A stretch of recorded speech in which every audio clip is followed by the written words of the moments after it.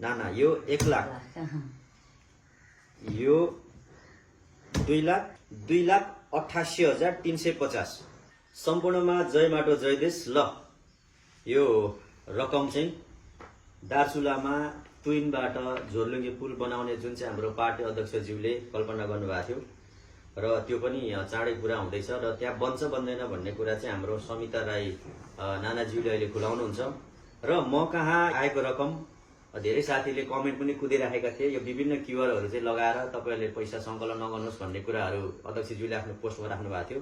त्यो कुरा चाहिँ के छ भने उहाँ त्यो कुरा चाहिँ मलाई भन्नुभएको होइन, किनकि म पनि श्रम संस्कृति पार्टीको आधिकारिक केन्द्रीय सभाको सदस्य भएको नाताले गर्दा कहाँ अभियान चलिरहेको छ त्यो रकमहरूलाई चाहिँ हामीले सङ्कलन गरेर हामीले सम्बन्धित व्यक्तिसम्म पुर्याउनु पर्छ। र यो दार्चुलाको लागि यो रकम चाहिँ अहिले हाम्रो समिता राई ज्यूले यसको नेतृत्व गरिराख्नु भएको छ र मसँग छोटो समयमा उठेको रकम यो सबै नेम लिस्टहरू लिएर आएको छु।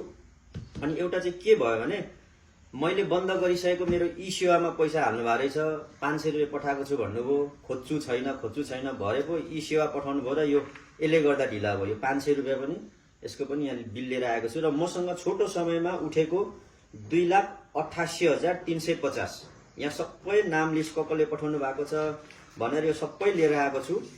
यो रकम सहित मैले यो लिस्ट पनि हस्तान्तरण गर्नेछु। अहिले चाहिँ 2,88,350 रकम। लु ना यो 1 लाख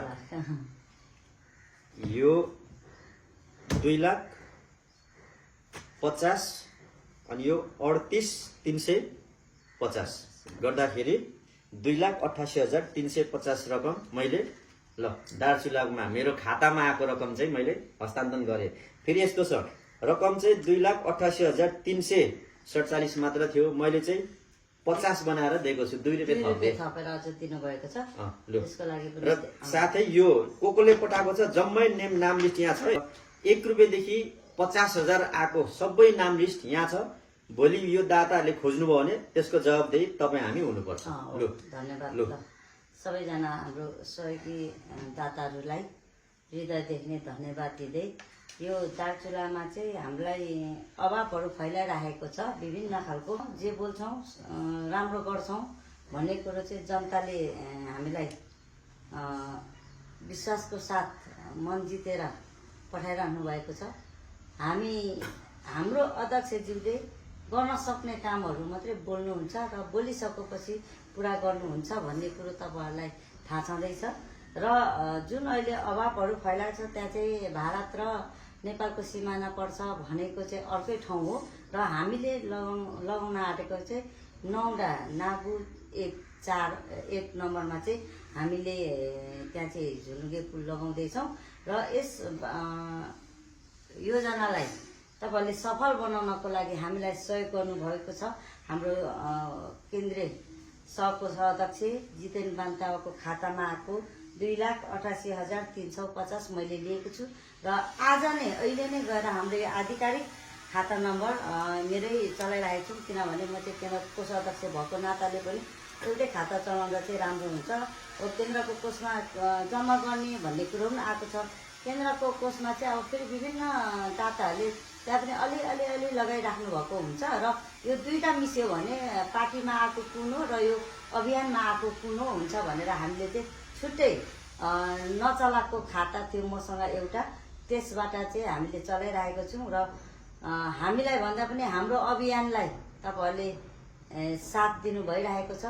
हामी छिटो नै अब दार्चुलातिर हामी सदा चाहिँ ढुङ्गा बोक्ने भन्थ्यौँ, अहिले चाहिँ हामी के भन्छ लट्ठा डोरीहरू तान्नु पर्यो र अलिकति गिटी पनि कुट्नु पर्छ है साथीहरू।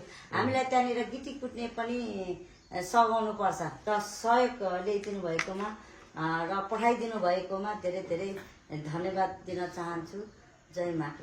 ल रकम पठाउँदाखेरि दार्चुला झोलुङ्गे पुलको लागि भनेर तपाईँले क्याप्सनमा लेख्नु होला, त्यसो गर्दा राम्रो हुन्छ।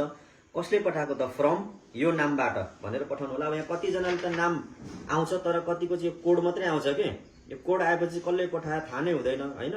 यसो गर्दा यहाँ सन्देश भनेर पठाउनु भएको छ, यसरी आयो भने चाहिँ हामीलाई सजिलो हुन्छ कोबाट आयो समर होइन, यसरी पठाएको आएको नामबाट चाहिँ हामीलाई पनि सहज हुन्छ। र र यो विश्वास गरेर सहयोग गर्नुहुने सम्पूर्ण दाताहरूलाई श्रम संस्कृतिको थ्रोबाट हार्दिक हार्दिक धन्यवाद भन्न चाहन्छु। जय माटो जय देश। ल सबैलाई लु नाना यो सबै छ है यहाँ मसँग आएको चाहिँ यो लिस्ट हो। प्रतीक त